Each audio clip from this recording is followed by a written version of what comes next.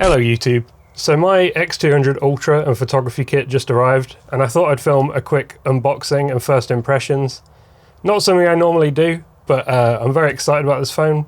Most excited I've been about a phone for a while. So I thought I'd make an exception and give you an unfiltered first look at it. Came in a very big box, which was quite hard to fit on camera, but let's give this a go and see what's inside. So first we've got some artwork. I think there's multiple, there's multiple different photos in here, but who really cares about that? What we want to see is the hardware itself. We got the phone, and I actually don't know what color I've got. It's in Chinese, so we'll have a surprise in a moment. I'll just put that to the side for the minute, because we've also got the photography kit. It's all in individual boxes. So that'll be the case and the hand grip. This will be the lens. And this will be the lanyard. Let's get this big box out of the way. Starting with the phone itself, we've got a pretty typical Vivo box. Oh, and we got the white one, or titanium, not sure what it's called. This ribbed texture, I thought that might be raised. I thought you might be able to feel that, but that's actually under the glass. It's a like a velvety glass back, a lot like other Vivo phones. And yes, that is an absolute unit of a camera bump. But that doesn't bother me. I only care about the cameras, and if the price you gotta pay for a nice camera is a thick camera bump, that's fine by me. Also get a case, pretty basic TPU case, but it is matte, which I like. I don't like the clear ones very much. I've been using a clear one on my X200 Pro. You know, it gets the job done, but it's easy to get dust behind there and it starts to look a bit minging. 90 watt flash charger, obviously Chinese one because it's a Chinese phone. USB cable, SIM ejector tool, and some paperwork, and that's your lot. Here's a quick look at the X200 Ultra side by side with my X200 Pro. Pretty similar overall size. The main difference is that camera bump, which I don't think is actually that much bigger, but the design, the sharp edge design, makes it feel more substantial. It gives you quite a nice shelf for your finger. It's the same thing I do with the X200 Pro, but that lip is much tinier that your finger sits on. I don't think it will bother me too much. So let's look at our accessories. Here's the PGY Tech case and camera grip with some Chinese instructions. This is what the camera case looks like. It is honestly a little more plasticky than I expected, but at least that means it'll be lightweight, I suppose. This kickstand is kind of stiff. You need good nails to get in there, and I just cut mine, so it's hard to get out, but there we go. On the second layer, we've got the battery bank slash shutter button camera grip. The button's actually metallic feeling, and it's got quite a nice actuation to it. It's a two-stage, so I wonder if we're going to be able to half press to focus. Decent feel to the scroll wheel. Assume that's our battery indicator on the side, and a bit of a vegan leathery grip. What else we got here? So we've also got a little lanyard for your wrist, little wrist strap thing. And in this final box, looks like two different camera bezels. This one is threaded, so you can probably attach photographic filters. We'll try that in just a sec. Some more documentation, but obviously it's in Chinese, so I won't be able to read it. It goes on nice and easy, feels a bit chunky, feels a bit more plasticky. Oh, of course, we've got a cutout for the new camera control button, which is quite interesting. And the camera grip just slots on the bottom like that. It does appear to be charging it. It's a bit bright in here for those LED indicators, but I think they're all lit up actually. It feels pretty good actually when it's all attached. Quite substantial.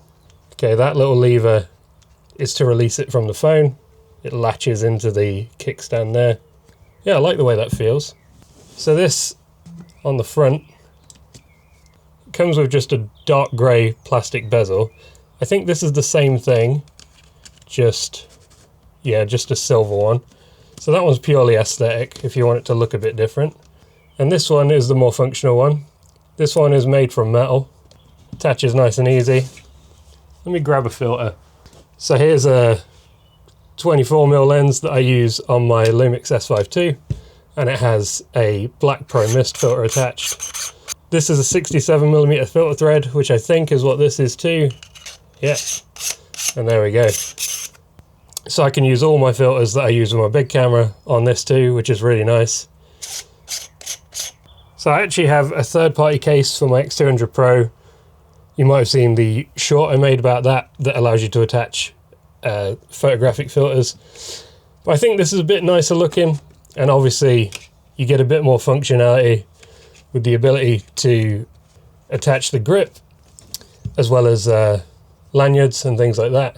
So this is a bit nicer. It is kind of plasticky, but I think it looks good and it feels alright in the hand. So we've got one final box to look at, and it's probably the most exciting one.